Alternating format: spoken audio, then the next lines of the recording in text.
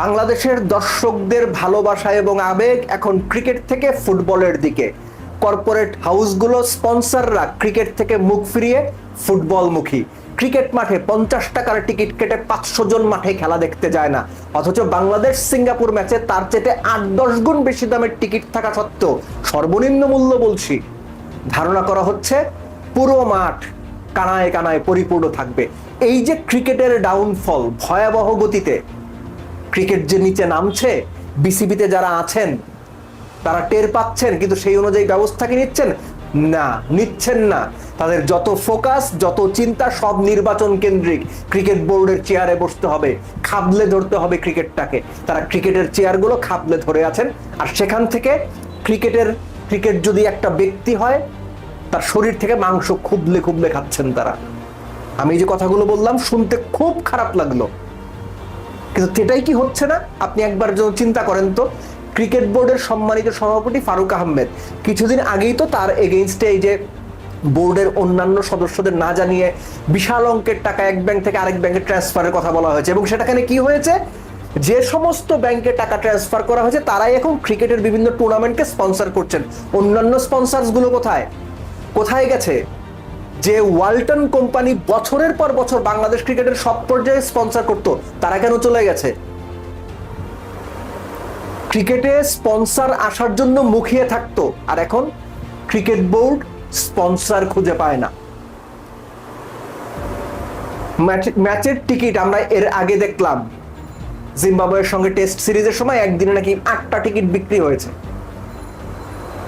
Cricket নিয়ে মানুষের আবেগ দিন দিন কমছে। ক্রিকেটের প্রতি মানুষের যে ভালোবাসার জায়গা ছিল, সেই জায়গাটা এখন এমনভাবে ক্ষোভে, দুঃখে, অভিমানে, না পাওয়ার যন্ত্রণায় আস্তে আস্তে এমন একটা জায়গায় গিয়েছে, মানুষ এখন ক্রিকেটের নাম শুনলে অনেকজনই বিরক্ত হয়। নিজের চোখে দেখা অভিজ্ঞতা বলছি।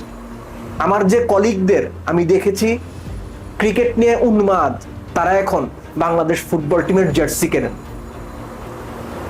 ক্রিকেট বোর্ডের কর্তারা এগুলো আমলে নিচ্ছেন।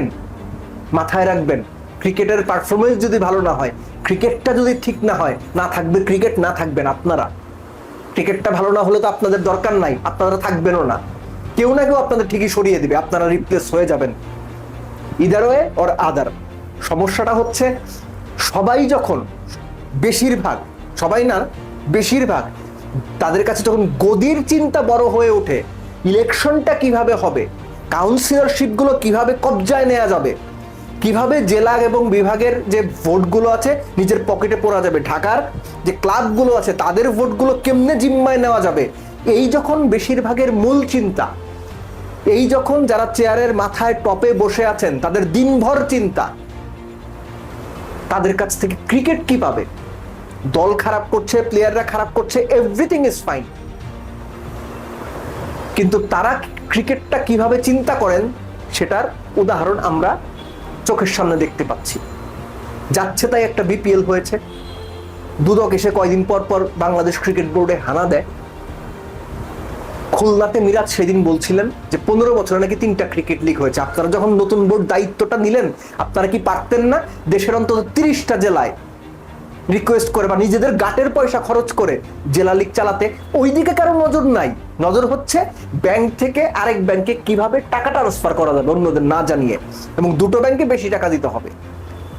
অন্যান্য ইস্যুস যেখানে ব্যক্তিগত লাভের সম্ভাবনা আছে বলেই সাধারণ মানুষ মনে করেন, সেই সমস্ত জায়গায় তাদের নজর বেশি, এবং এই সমস্ত কারণেই ক্রিকেট বোর্ডের চেয়ারটা ধরে রাখতে হবে। চেয়ারগুলো ছাড়া যাবে না, ক্রিকেট রসাতলে যাচ্ছে তো। যে জায়গাটা একটা সময় বাংলাদেশে ফুটবলের ছিল, সেই জায়গাটা আস্তে আস্তে ক্রিকেট নিয়ে নিয়েছিল, কিন্তু the gear is shifting most likely. খুব ভালোভাবে যদি ক্রিকেটাররা পারফরমেন্স দিয়ে ঘুরে দাঁড়াতে না পারেন, ফুটবল নিয়ে মানুষের মধ্যে আবারও যে ভালোবাসা কিংবা আশার সঞ্চার হয়েছে, ফুটবলের প্রতি আবেগটা আবার যেভাবে বেড়েছে, তাতে ক্রিকেট যদি আবারও 2-3 বছরের মধ্যে পেছনে পড়ে যায় ফুটবলের, এইবার কিন্তু আর উঠে আসতে পারবেন না। এবং তখন ওই দায় নিয়ে আপনার চলে যান থেকে যান, তাতে কিছু যায় আসে না। যেটা হবে, বাংলাদেশের সম্ভাবনাময় আরেকটা খেলা নষ্ট হবে। সেই পথেই বাংলাদেশের ক্রিকেটটা আছে। এই কথাগুলো বলতে আমার নিজেরই খুব খারাপ লাগলো। কিন্তু আপনারা যারা এখনো পর্যন্ত আমার এই ভিডিওটা শুনছেন বা আমাকে দেখছেন, কমেন্ট বক্সে বললেন তো আমি কোনটা কোনটা ভুল বলছি বা কোনটা কোনটা আপনি মনে করেন আমি সঠিক বলি নাই। দুঃখ হয় ক্রিকেট যারা চালান তাদের কার্যকলাপ দেখে, রীতিমতো ক্ষোভ তৈরি হয় ক্রিকেট যারা চালান তাদের মানসিকতা দেখে।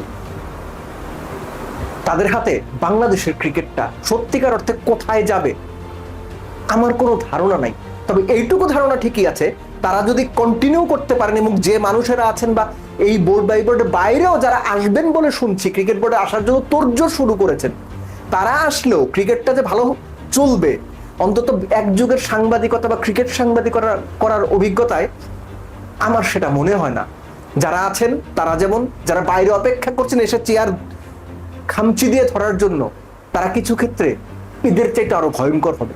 অপেক্ষা করেন, দেখতে থাকেন।